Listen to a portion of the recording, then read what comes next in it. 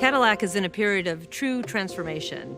By the end of the decade, Cadillac will be a completely all-electric brand.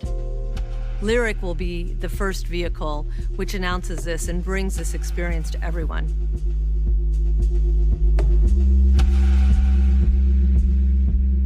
The LYRIQ is like no other vehicle that's come before it, but it certainly is going to set the tone for the future of Cadillac styling. The future of Cadillac design changed when we made the decision to go all electric. The architectural mores that existed in the past don't exist anymore. It's design without constraints. It was a ground-up design where we could take all the needs of the customer, all the styling attributes we always want, and bring the two together and really unify them into a single cohesive design.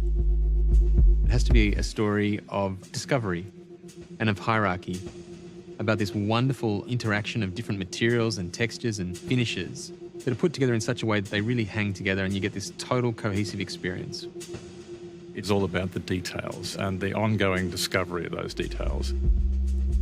Cadillac design has always been iconic, and what we've done with the exteriors and the interiors have made them more approachable. There's a choreographed lighting sequence, and it's your invitation to get on board, just to welcome you, to start the relationship. The vehicle lights up and welcomes you. You walk over, you touch the button, the door opens, you hop in, you close the door, you're in this fantastic environment, this beautiful lighting around you, it's this wonderful ambient experience, and then the car recognizes you and you drive away. It's having a connection with you, and that's where we are today with Cadillac design. LYRIQ is really the cornerstone for Cadillac's all-electric future. We believe in the future of a world with zero crashes, zero emissions, and zero congestion. Cadillac has been a brand that's been about technology and about innovation, but in a very luxurious way. And that's something that we continue to this day. The design of LYRIQ is spectacular, and there's more to come.